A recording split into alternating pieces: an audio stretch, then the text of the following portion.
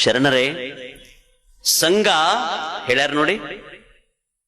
ನೀನು ಸಜ್ಜನರ, ಸಾಧು ಜನರ, ಶರಣರ ಸಂಘವನ್ನ ಮಾಡದಿದ್ರೆ ಏನ್ ಮಾಡೋದು ಮಂಗ ನಿನಗೆ ತಗೊಂಡು? ಸಂಘ ಬಹಳ ಮುಖ್ಯ. ಅದು ಎರಡುಂಟು, ಒಂದು ಹಿಡಿ, ಒಂದು ಬಿಡು. ಯಾರು ಸಂಘ ಮಾಡಿದ್ರೆ ನಮಗೆ ವ್ಯಕ್ತಿತ್ವಕ್ಕೆ ಬೆಲೆ ಬರ್ತದೆ ಅಂಥವ್ರು ಸಂಘ ಮಾಡೋದು, ಅದನ್ನು ಕಲಿಸ್ಕೊಡೋದು ತಲಿ ಸಂಘ. ಜೀವನ ಮೂರಕ್ಷರ, ವಚನ ಮೂರಕ್ಷರ, ಶರಣ ಮೂರಕ್ಷರ, ದರ್ಶನ ಮೂರಕ್ಷರ, ಛಾಯಾತ್ಮ, ಜೀವಾತ್ಮ, ದೇವಾತ್ಮ. ಹೊಟ್ಯಾಗ ಕೂಸಿನ ಇಟ್ಕೊಂಡಿರ್ತಕ್ಕಂಥ ತಾಯಿಗೆ ಏನಂತ ಕರೀತಾರಮ್ಮ? ಹೊಟ್ಯಾಗ ಕೂಸಿನ ಇಟ್ಕೊಂಡು ತಾಯಿಗೆ ಏನಂತಾರೆ? ಗರ್ಭಿಣಿ ಮೂರಕ್ಷರ. ಅವಳಿಗೆ ಮಾಡೋದು ಕುಬುಸ ಮೂರಕ್ಷರ. ಸೀಮಂತ ನಾ ಹೇಳ್ಕೊತ ಹೋಗಿ ನಿಮ್ಮ ಮನಸ್ಸಿನಾಗ ಅನ್ಕೊಂತ ಹೋಗಿಬಿಡ್ರಿ ನೀವು. ಮೂರಕ್ಷರ ಸೀಮಂತ, ಕುಬಸ. ಆಗುವುದು ಹೆರಿಗೆ. ಹೆರಿಗೆ ಎಲ್ಲಿ? ತವರು, ಇಲ್ಲ ಮೂರಕ್ಷರದ ಆಸ್ಪತ್ರೆ. ಅದಕ್ಕೆ ಪ್ರಸೂತಿ, ಕಸೂತಿ ಅಲ್ಲ, ಪ್ರಸೂತಿ. ಅದಕ್ಕೆ ಆಮ್ಯಾಲ ಕಸೂತಿ. ಯಾಕಂದ್ರೆ ಟೊಪಿಗೆ ಹಾಕರ್ಲ ಅದಕ್ಕೊಂದು ಕಸೂತಿ. ವೇದನೆಗೆ ಪ್ರಸವ, ಪ್ರಸವ ವೇದನೆ ಆಯ್ತು. ಹೆರಿಗೆ ಹುಟ್ಟಿತ್ತು ಗಂಡು, ಗಂಡು ಹುಟ್ಟಿದರೆ ಹುಡುಗ, ಹೆಣ್ಣು ಹುಟ್ಟಿದರೆ ಹುಡುಗಿ. ಕಟ್ಟಿದರು ಮೂರಕ್ಷರದ ತೊಟ್ಟಿಲ. ಇಡಲು ಬಂದಳು ಅತ್ತಿಗೆ, ಇಟ್ಟಳು ಹೆಸರು, ಕೊಟ್ಟರು ಗುಗ್ಗರಿ, ಹೊಡೆದರು ಹೊಡೆತ. ಎದಕ್ಕೆ? ಕೈಯನ್ ಬೆನ್ನಿಗೆ. ಇವೆಲ್ಲ ಮೂರ ತಾನೆ? ಇವೆಲ್ಲ ಮೂರಲ್ಲ? ನಿಮ್ಮ ಮನಸ್ಸಿನಾಗ ನೆನಪಿಟ್ಟುಕೊಳ್ಳಿ ಅದನ್ನು. ಮೂರು. ಏನು ಜೀವನದರ್ಥ? ಆಮೇಲೆ ಹುಡುಗ ಬೆಳೀತಿತ್ತು ಬಾಲಕ, ಹುಡುಗಿ ಬೆಳೀತಿತ್ತು ಬಾಲಕಿ. ಹೌದಾ? ಈಗ ಏನಾಗೈತಿ ಅಂದ್ರೆ ಸರ್ಕಾರದವರು ಅವಕ್ಕೆ 10,000 ರೂಪಾಯಿ ಕೊಡಕತ್ತಾರ. ಬಾಲಕ್ಕಿ, ಬರೇ ಬಾಲಕಿ ಅಲ್ಲ, ಅವಳಿಗೆ ಬಾ ಲಕ್ಕಿ. ಯಾಕೆ 10,000 ರೂಪಾಯಿ? ಮೂರಕ್ಷರ. ಅವಳಿಗೆ ಕೊಡಿಸೋದು ಶಿಕ್ಷಣ, ಕೊಡಾವ ಶಿಕ್ಷಕ. ಹೆಣ್ಮಗಳಿದ್ರೆ ಶಿಕ್ಷಕಿ. ಬರೆದ ಪರೀಕ್ಷೆ, ಆಗಿತ್ತು ಪ್ರಗತಿ, ಬಂದಿತ್ತು ಪದವಿ, ಹಿಡಿದಿದ್ದ ನೌಕರಿ, ಅದುವೇ ಕಾಯಕ, ಅದುವೇ ಕೆಲಸ, ಅದುವೇ ಉದ್ಯೋಗ. ಆಗಿತ್ತು ತಿಂಗಳ, ಪಡೆದಿದ್ದ ಸಂಬಳ. ಮಜಾ ಇಲ್ಲ?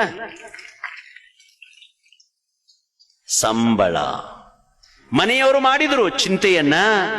ಅವಾಗ ಏನ್ ಮಾಡ್ಬೇಕಂತ ಮಾಡಿದ್ರು?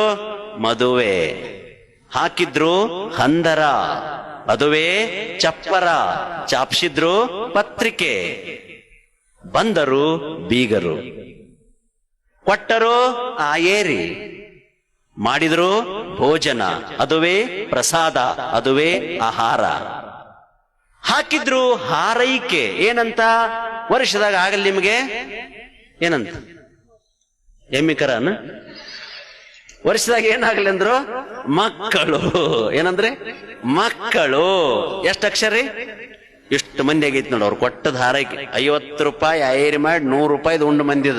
ಎಷ್ಟು ಮಂದಿ ಜನ್ಮ ತಾಳಿದ್ ನೋಡಿ. ಆಮೇಲೆ ನಡೆದಿತ್ತು ಪ್ರಪಂಚ, ಅದುವೇ ಸಂಸಾರ, ಅದುವೇ ಜೀವನ, ಅದುವೇ ಬದುಕು.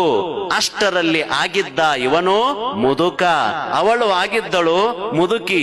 ಮನೆಯ ಬಂದೆ ನಿಂತಿತ್ತು ಮರಣ, ಹಾಗೆ ನೆನಪಾಗಿತ್ತು ದೇವರು. ಆವಾಗ ಅಂದ ವಚನ, ಸೇರಿದ್ದ ಮಸನ, ಮುಗಿದಿತ್ತು ಮೂರಕ್ಷರದ ಜೀವನ. ಈಗ ನೀವೇನ್ ಹೊಡೆದ್ರಲ್ಲ, ಈಗ ಇದು ಮೂರಕ್ಷರದ ಚಪ್ಪಾಳೆ. ಏನು ಜೀವನದರ್ಥ, ಏನು ಪ್ರಪಂಚಾರ್ಥ, ಏನು ಜೀವ ಪ್ರಪಂಚಗಳ ಸಂಬಂಧ? ಅದ್ಭುತವಾದ ಜೀವನ ಬಂಧುಗಳೇ.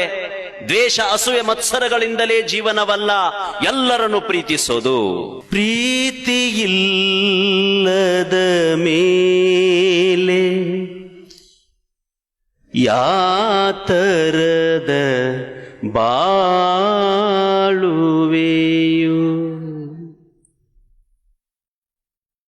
ಜ್ಯೋತಿಯಿಲ್ಲದ ಮನೆಯೂ ಹಾಳುಗವಿಯೂ,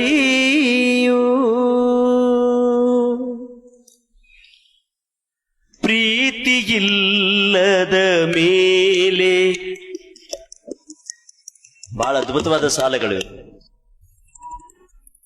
ಪ್ರೀತಿ ಇಲ್ಲದ ಮೇಲೆ ಯಾತರದ ಬಾಳುವೆಯು, ಜ್ಯೋತಿ ಇಲ್ಲದ ಮನೆಯು ಹಾಳುಗವಿಯು. ಕೋಟಿ ರೂಪಾಯಿ ಕೊಟ್ಟ ಮನೆ ಕಟ್ಟ್ಯಾನ, ₹1 ಕ್ಯಾಂಡಲ್ ಇಟ್ಟಿಲ್ಲ. 50,000 ರೂಪಾಯಿ ಕೊಟ್ಟು ಮೊಬೈಲ್ ತಗೊಂಡನ, ₹2 ಕರೆನ್ಸಿ ಇಲ್ಲ.